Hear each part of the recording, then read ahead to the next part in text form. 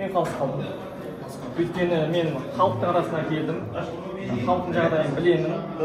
Бұл жерде Ақорданың ішінде немесе парламент үйінде отырған жоқпын. Мен кеше ғана келген азаматпын, өзімнің көзіммен көріп келдім халықтың жағдайын. Сондықтан мына ордадан шығып, креслодан тұрып, халықпен жұмыс істеу керек. Сол кезде ғана біздің жағдайымыз көтеріледі. Ардақ мырза, кешегі болған жағдайларға тоқталайықшы енді.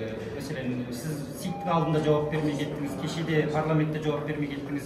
Оған не себеп болды жалпы? Бұндай әрекет жасауға? Біз спортшымыз ғой, біз рингке қыздарды өткіземіз. Мына жерге мен кеше аэропорттан келіп, өзім мақсат кіріп барған кезде күтпеген өзім сұрақтың астында қалдым. Одан кейін кешегі мәселеде мен жауап бермейін деп шештім. Өйткені мен сайланған жоқ, депутат мандатымды алған жоқ, куәлігімді алған жоқ, және халықтың ант берген жоқ. Ал енді бүгін мінекей солай антты беріп, халықтың алдындағы өзімнің куәлігімді алып, толық депутат болғаннан кейін мінекей мен сізге жауап беріп отырмын. Журналистер жалпы видео таралды ғой бірінші СИК-тің алдында. Соны бірнеше адам звондап, жаңа журналистен алдырып тастаған екен. Мен кейін сұрадым, ол кісіден неге алдың деген кезде Мұхамеджан Тазабековке деген хабарласып алдырып тастады деді. Жалпы сіздің Мұхамеджан Тазабековпен байланысыңыз қандай жалпы? Бәрімен жақсымын. Мейлі муфти болсын, мейлі Мұхамеджан аға болсын, мейлі бәрімен жақсымын. Мен ешкіммен жаңағы неге бармаймын, бәрімен жақсымын. Әлеуметтік желіде сіздің әрекетіңізді мәдениетсіздік деп бағалап жатыр, солай жазып жатыр. Сондай сіздің кешегідей әрекеттен кейін жастарды қалай тәрбиелей аласыз? Қандай үлгі көрсетесіз? Мен жаңа сұраққа жауап бердім ғой. Мен мына жердің аурасын сезінбей, толық депутаттық мандат алмай, мен жауап бермеймін деп шештім. Көрдіңіз ба? Сондықтан мен бүгін міне сіздер алдыңызға шығып жауап беріп тұрмын. Кешегі сұрақты сізге кездесіп сұрақты қойған менің атым Бақыт Нұрәлібай, мен Атамекен бизнес арнасы журналистімін. Кеше мен сізге өзім таныстырып барып сұрақ қойдым. Мен сізге артық сұрақ қойған жоқпын, мен сізге депутаттық мәселе қойған жоқпын, тек жаңағы бірінші күн айтқан мәселеңіз жастарды тәрбиелеймін деді, оны халық уағыз арқылы тәрбиелей ма деп әртүрлі сан-саққа жүгіріп жатқан соң соның нақтылығын айтсаңыз дедім. Сіз депутат ретінде біз мешітте тыңдаймыз ғой.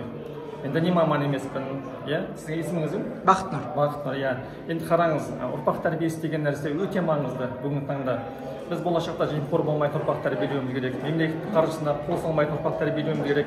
Нұртас Оңдасын деген кісі болған, ол кісі 1938 жылы билікке келген. Сол кісі айтады, қолым таза, арым таза, жаным таза дейді. Қолым таза дегенім, мен мемлекеттік қазынаға ақша қол сұқпадым дейді.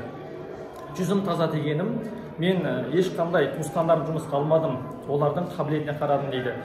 Соңғы арым таза дегенім, 38 жылы Алаш ардақтыларын атып жатқан кезде, мен үштіктің бірі болып қол қоймадым дейді. Ешкімге мойнымды қанын жүктемедім дейді. Сондықтан бүгінгі жаңа Қазақстан, әділет Қазақстан деп жатырмыз ғой, соған ары таза, жаны таза, жүзі таза, жүрегі таза, елін сүйетін, еліне қызмет ететін, шынайы жүрегімен ауылына, туған жеріне, ата-анасына қызмет еткен азаматтар керек қой.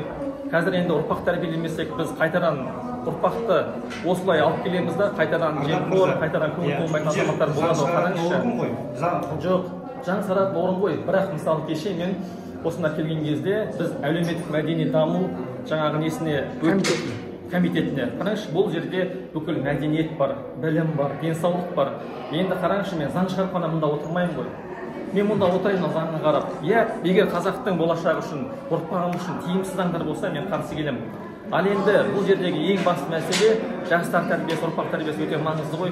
Мысалы, сіздің де бауырым, ата-анаңыз күтеді ғой, ертең елге қызмет еткеніңізді, азамат болғаныңызды, елін сүйетін азамат болған, ер азамат болған қалайды ғой. Сондықтан менің арманым осы уақытқа дейін бір ғана көргенім осы түйткіл мәселелердің ішінде жастардың арасынан болашақта азаматтар шығу. Ол жаңағы елін сүйетін әкім, халқына қамқор министр деген сияқты.